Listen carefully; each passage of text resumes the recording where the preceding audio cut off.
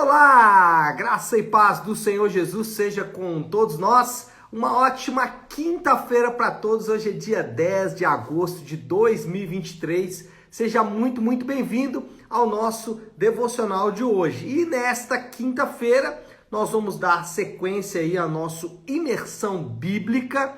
E hoje nós vamos tratar do Gênesis capítulo 4. Imersão bíblica é um devocional diário de imersão nas escrituras sagradas. Gênesis 4, o tema do devocional é Eles Pecaram. A gente está seguindo aí mais ou menos uma sequência, né? Então, ontem falamos eles comeram, agora eles pecaram. Não que eles não tivessem pecado já quando comeram, né? Mas aqui a gente vai ver os desenvolvimentos, então, ou a sequência aí desse pecado. Deixa eu ler um texto aqui, é só para a gente poder começar a discussão aqui do que acontece no capítulo 4, viu? Mas a gente vai ler vários textos, é importante talvez até você já ficar munido aí da sua Bíblia, fica com ela na mão, porque você vai ler alguns textos aí. O texto que eu quero ler, para mim é o texto mais lindo aí desse capítulo 4, que diz assim, versículo 26, então Gênesis 4, 26. Também, a Sete nasceu um filho, que deu o nome de Enos. Nessa época, começou-se a invocar o nome do Senhor. Então, esse versículo final aí dá pra gente um tom muito importante. Mas vamos voltar um pouquinho, vamos falar dos resultados do pecado do primeiro casal. Lembra que lá em Gênesis 3, Adão e Eva, o primeiro casal, desobedecem à lei moral de Deus e essa é a definição de pecado. O que é pecado? Alguns irmãos tentam definir pecado, dizendo como errar o alvo, e não que a definição não seja errar o alvo, mas uma definição um pouco mais prática e mais objetiva é a seguinte, pecado é desobedecer à lei moral de Deus em atos, ou seja, ações, aquilo que fazemos de fato, em atitudes, ou seja, aquilo que pensamos. Lembra que Jesus disse que aquele que olhar para uma mulher com intenção já pecou? Então, isso é atitude. Então, atos, atitudes e natureza. Então, pecado é desobedecer à lei de Deus em atos, atitudes e natureza. E isso acontece, então, lá no Éden, quando o primeiro casal desobedece à lei moral de Deus. Qual era a lei? Não coma da árvore do conhecimento do bem e do mal. Ou seja, não adquira conhecimento do bem e do mal a parte de Deus. E eles desobedeceram, então, esse mandato do Senhor, esse mandamento do Senhor, e por isso o primeiro pecado entra. E esse primeiro pecado passa para todos os descendentes de Adão. E aqui, no capítulo 4 de Gênesis, nós vamos ter os resultados desse primeiro pecado. Lembrando que pecado é desobedecer à lei moral de Deus em atos, atitudes e natureza. Eu quero até ler um texto do capítulo 4 aí, que vai ajudar a entender essa questão do pecado. Diz assim, versículo 7. Se você fizer o bem, não será aceito? Deus pergunta para Caim. Se você fizer o bem, não será aceito, mas se não fizer, saiba que o pecado o ameaça a porta. Ele deseja conquistá-lo, mas você deve dominá-lo. Isso aqui é a melhor descrição do que é o pecado.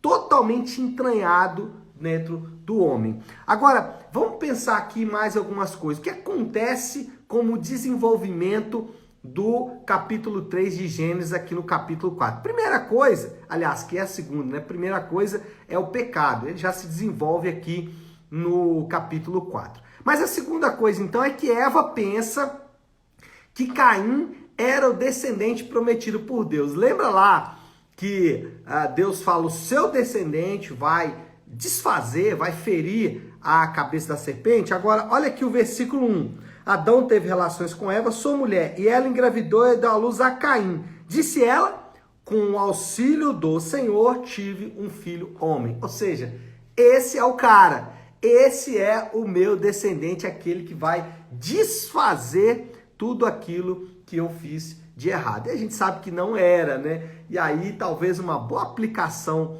desse ponto é o fato de que muitas vezes nós achamos que alguma coisa é de Deus, mas no final não é. Então, a Eva aqui foi enganada pelo seu próprio sentimento, achando que aquilo que era promessa de Deus já havia acontecido. Lembre que isso vai percorrer todo o Antigo Testamento. Durante todo o Antigo Testamento, a promessa ou a esperança da chegada desse que ferirá a cabeça da serpente estará sempre presente. Terceira coisa, o que temos no capítulo 4 é um contraste entre duas linhagens. Seria Caim e Abel, mas nós sabemos que Caim mata Abel, então nós temos duas linhagens, Caim e Sete. E isso aí, gente, vai transcorrer em toda a Bíblia. Em toda a Bíblia, Deus sempre faz uma linha divisória. De um lado estão os descendentes de Caim, do outro lado estão os descendentes de Sete. Sempre nas Escrituras. Então, quando Deus separa Israel, quando Deus separa Abraão, quando Deus separa Judá, quando Deus separa os levitas, enfim, no Novo Testamento, quando Deus separa a igreja, né, os chamados para fora, retirados daquele cenário, enfim, Deus sempre vai fazer isso. E aqui a gente já vai ver esse contraste muito claro. De um lado, Caim e seu irmão Abel, né, que depois é substituído por Sete, uma vez que ele é assassinado. Do outro lado, então, Sete ou Abel. Deus, outro ponto importante, o quarto aí, é que Deus aceita a oferta superior de Abel. E por que eu falei oferta superior? Porque é assim que Deus, ou é assim que o autor de Hebreus, lá em Hebreus 11:4, menciona a oferta de Abel. Lá em Hebreus, o autor diz: Abel entregou uma oferta superior. Agora, que oferta superior era essa? Vamos lá. Gênesis 4 e 5, diz assim, aliás, vou ler o 3, né? Passado algum tempo, Caim trouxe do fruto da terra uma oferta ao Senhor. Abel, por sua vez, trouxe as partes gordas das primeiras crias do seu rebanho. O Senhor aceitou com agrado Abel e sua oferta, mas não aceitou Caim e sua oferta. Por isso, Caim se enfureceu e seu rosto se transtornou. A gente não sabe por que a oferta de Abel era superior à oferta de Caim. Aí alguns vão tentar criar aqui algumas teorias, mas são só teorias. A oferta de Abel era das gorduras gordas, mas em que momento Deus pediu a oferta de gorduras gordas? De gorduras gordas é ótima, né? A oferta de gorduras gordas, não, da oferta, deixa eu achar o nome aqui, das partes gordas, né? Mas quem disse que Deus queria oferta de partes gordas? A Bíblia não fala isso. A Bíblia não fala que Deus exigiu qualquer tipo de oferta desses dois homens, não fez qualquer prescrição ainda de ofertas. Deus não falou, a oferta tem que ser assim. Lá em Levítico vai ter, mas aqui ainda não existia isso. Então, por que Deus aceita a oferta de Abel e não aceita a oferta de Caim? A resposta mais bíblica a essa pergunta é: não sabemos. Deus não deixa isso claro. Porém, podemos fazer uma pequena especulação, e aí com muito cuidado, deixando claro que isso é uma especulação, é que Abel entregou uma oferta de fé. Por isso ele é citado em Hebreus capítulo 11, que é o chamado quadro dos heróis da fé, né? O memorial dos heróis da fé. E como Abel estava entre os heróis da fé, e a única atitude de Abel na Bíblia é a entrega dessa oferta, então a oferta de Abel foi pela fé. Mas não sabemos se a de Caim não foi. O fato é que Deus aceitou a de Abel e rejeitou a de Caim. Mas não era motivo para assassinato. Por que Caim matou Abel por causa disso? Não era motivo. Ainda que Deus não o tenha aceitado, se Caim estava com raiva, né, de Deus, que ele resolvesse com Deus. Que Abel tinha com isso, né? Mas é exatamente já os resultados do pecado muito presente. Quinto resultado aí do pecado é que Caim vive um conflito agora de vontades. Contudo, sua natureza vai sempre escolher o pecado. Olha aí, deixa eu ler o texto aqui. Versículo 7 e 8, depois dessa entrega de ofertas aí, olha o que acontece, versículo 7 e 8. Se você fizer o bem, 7. Se você fizer o bem, não será aceito, mas se não fizer, saiba que o pecado o ameaça a porta. Ele deseja conquistá-lo, mas você deve dominá-lo. Disse, porém, Caim a seu irmão Abel, vamos para o campo. E quando estavam lá, Caim atacou seu irmão e o matou. Olha só isso aqui, gente, que interessante. Deus, o próprio Deus, fala com Caim. Caim, o pecado está aí, meu filho. Domina o pecado. Tenha força contra o pecado. Resista ao pecado. O que Caim faz? Abraça o pecado. Por que ele faz isso? Porque ainda que ele viva um conflito de vontades, a natureza dele sempre vai escolher o pecado. E isso tem uma aplicação muito direta, que é a nossa natureza sem a ação de Deus, a nossa natureza é como a natureza de Caim. O que Deus faz quando nascemos de novo? Quando recebemos a nova natureza, a natureza de Cristo? Agora nós temos a possibilidade de escolher o bem.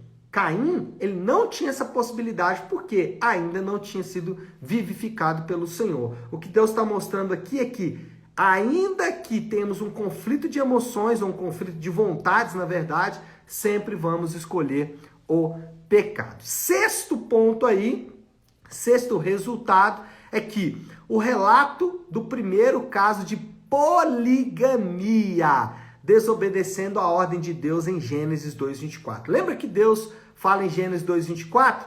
Deixará o homem pai e mãe, se unirá à sua mulher e tornarão os dois uma só carne. É o mandato de Deus, é o mandamento de Deus. Lembra que eu falei que aqui nós estamos vendo o resultado do pecado? Desobedecer a Deus em atos, atitudes e em natureza? Olha só o que Caim faz, além do assassinato, né? A gente já vai ver aqui isso transcorrendo ainda de maneira mais severa. Olha aí o primeiro caso de poligamia, 4:19.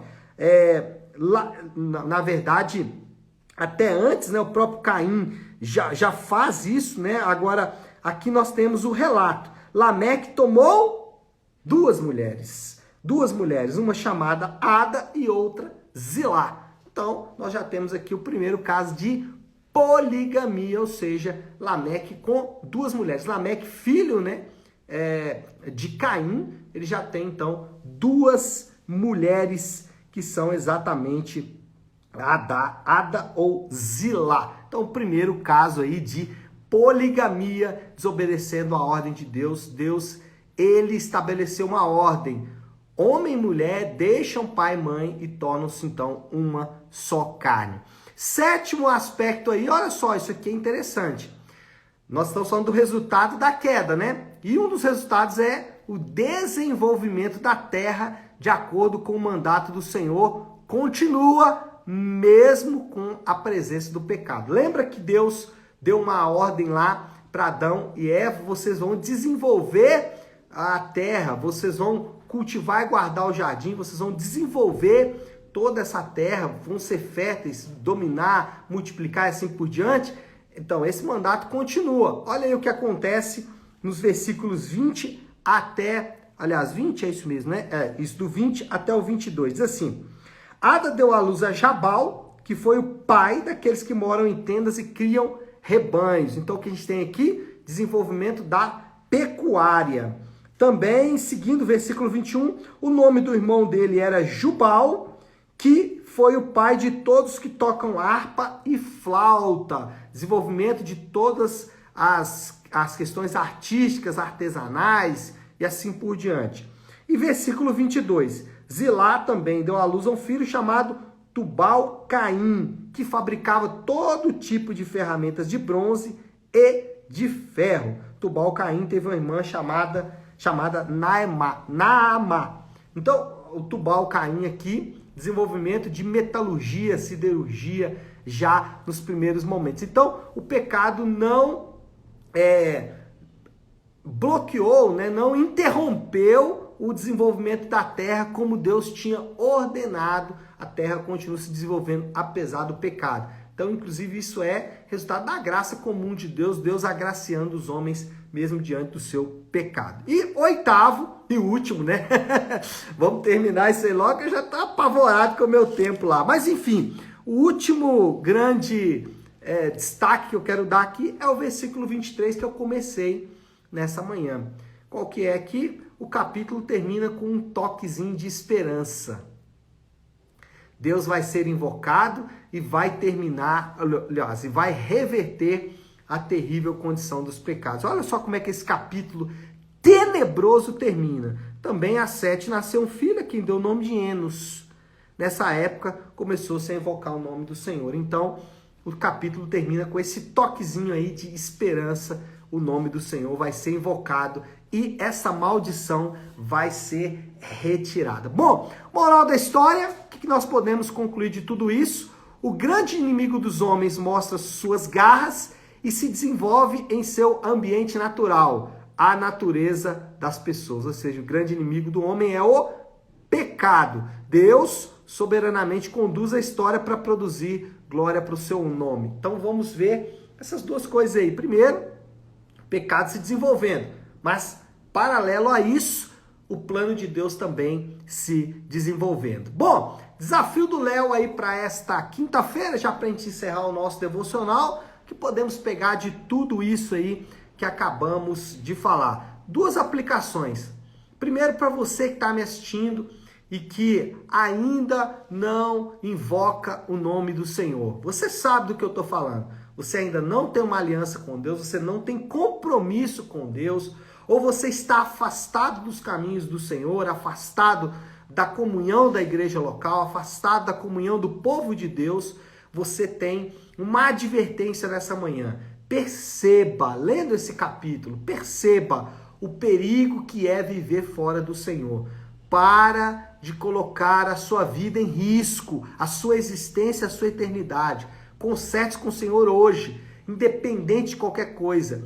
Não se prenda à tradição da sua família, não se prenda ao conselho de homens maus, não.